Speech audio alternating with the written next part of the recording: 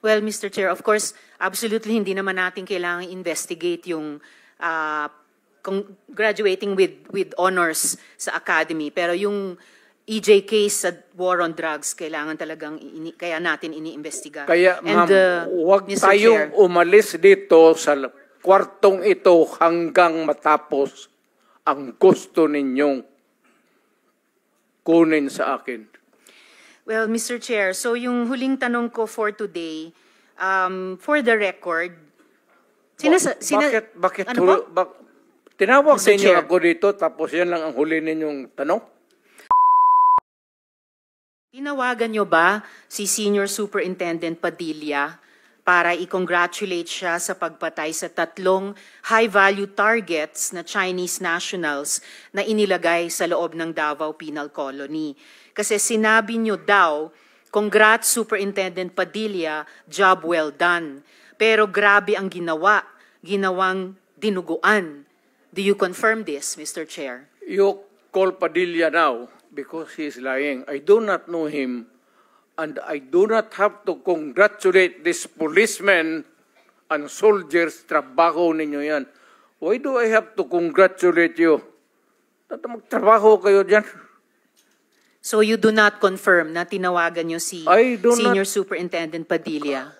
I only congratulate people with who itong mga police na graduate with honors kasi nagtuturo ako sa Police Academy.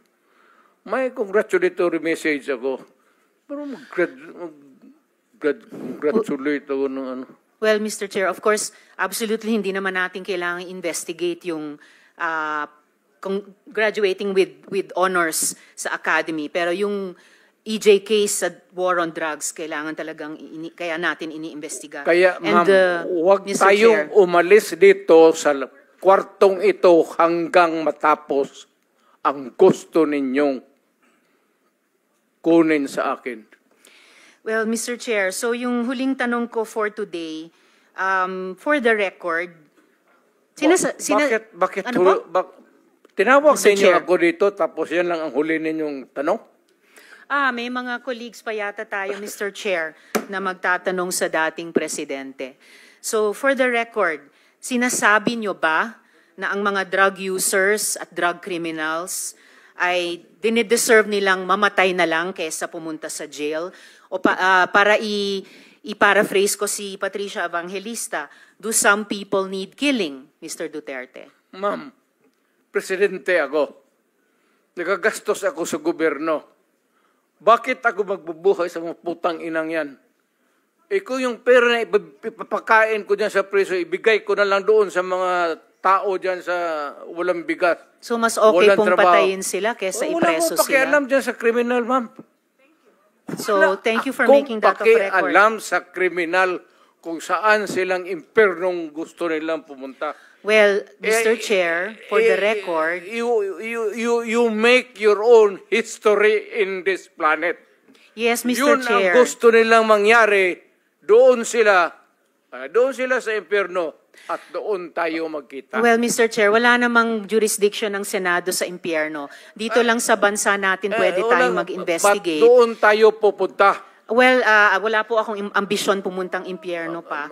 Pero Mr. Chair, ang punto lang nito ay nung magsisimula ang anumang police operations, drug-related police operations, supposed to be at sinabi ng mga resource persons, merong pong manual of operations, merong continuum of force sa pag-enforce pag-implement ng police anti-drug operation. So, ang premise is, yun na nga, arrest muna at build the case. Well, Mr. Chair, no, as a final word, I hope and I imagine that the Department of Justice is watching dahil ang daming admissions ng dating presidente involving criminal acts. Salamat kaayo. Kasaysayan na lang po maghuhusga. Salamat kayo, Mr. Chair. Thank you, Senator Mr. Ontiveros. Chair. Yes, go ahead, Mr. President. Nagtataka ako hanggang ngayon ang Justice Department hindi pa nag-file ng kaso hanggang ngayon. Katagal lang. Katagal ko na Matagal ako pumapatay ng tao hanggang ngayon hindi pa sila nakapile ng kaso. Mr. Chair, another addition to the list that's growing by the minute. Okay, for the record, Mr. President. wala na tayo Mr. President, for the record, kasi may nagtanong din sa akin Huwag na tayo magdrama dito. Tapusin na natin itong istorya na ito dito sa Pilipinas. For the record, Mr. President, wala. Kasi naawa ako dito sa mga pulis. Sa totoo lang, naawa ako sa mga pulis, pati sundalo. Kaya ako, akin mind and mind alone. Pag nag-inutusan ko ito, mag-operate itong mga buang na ito, kung anong mangyari akin yan, I'm emotional because I've been longing to state this particular sentiment. Protektado ko yan sila. Basta in the fulfillment of duty, Mr. Senator, yan sila, naging chief of police yan. Protektado ko ang police pag nagtrabaho in the fulfillment of duty.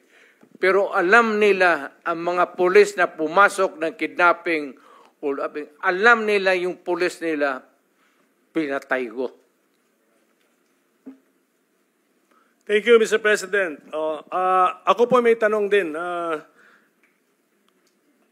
Pinag-aralan namin pinanood namin yung mga footages mo nung you were President-elect tapos naging Presidente. Meron kayong sinasabing ang reward, iba-iba nga yung amounts, tapos sasabihin nyo parang may encouragement na patayin ng mga kriminal, pero dudugtungan nyo parati sa dulo ng lalo na kung nalagay sa peligro yung buhay ninyo. Okay. So, ito lang po yung tanong ko. So, when you were President, hindi nyo ba po concern na malito yung mga nakikinig sa'yo, na kausap mo mga law enforcers, na may maniwala, lalo na dun sa first part ng sinabi mo at na-confuse na sila sa... Kasi paliko-liko po yung mga pronouncements po ninyo, Mr. President. When you were President, were you not concerned that you will be misinterpreted? Hindi, kasi matagal akong instructor ng pulis eh. Dumadaan ito sa psychiatric, gagastos pa ako ng... When I was also president, may funding ako dito sa mga psychiatric nila. Nandyan yan sa item eh. Hindi naman ito At saka,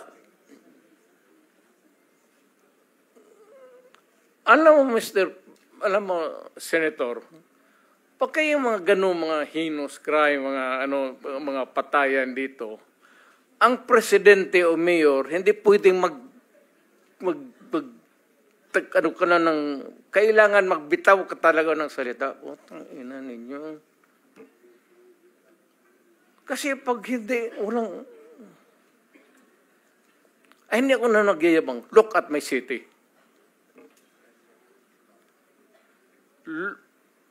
I would like to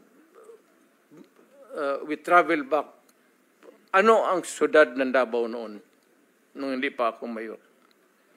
Nandyan yung komunista, nandyan yung mga hold-upper, nandyan lahat. Abusado na pulis, abusado na sundalo. Puro kriminal, puro kanya-kanya. Nung na mayor ako, sabi ko, hinto kayo, either, ayan siya, mga nandyan naman na noon. Sabi ko sa mga pulis, either patayin ninyo ako o papatayin ko kayo. Putang hina, huminto kayo dyan, ditse kayo. Kung sinabi ko yan sa mga kriminal, sa pulis, lalo na sa kriminal. Pero yung mga pulis na nag-kidnap, sumali sa hold-up, mga tao nila, pinatay ko talaga. Alam nila yan. Ibibigay nila yung pangalan kung tanungin mo. All you have to do is to place them under oath.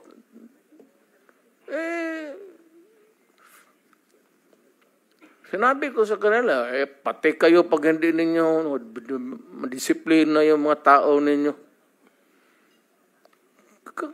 Bayad ang mga tao ng sweldo ninyo tapos pati kayo kasali dyan.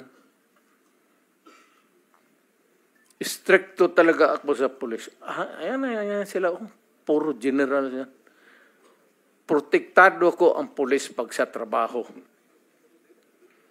Kasi ma-demoralize pag hayaan mo. Alam mo ba, Senator, nung mayor ako, ayan, puro dumaan ng Davao yan, puro naging chief of police yan. Pagka ang pulis nagkaroon ng kaso, yung araw na yon na ma-file yung kaso against the police, tangina yung sweldo niya, hinto na yan. Wala nang pagkain na dumadating doon sa pati yung mga anak. Hinto pati yung edukasyon ng bata. Kaya pinoprotektahan ko sila. Ito puro generals. Pero alam nila, sila mismo pinoprotektahan ko. Dumaan ng kaso yan. Pero yung mga pulis na gago,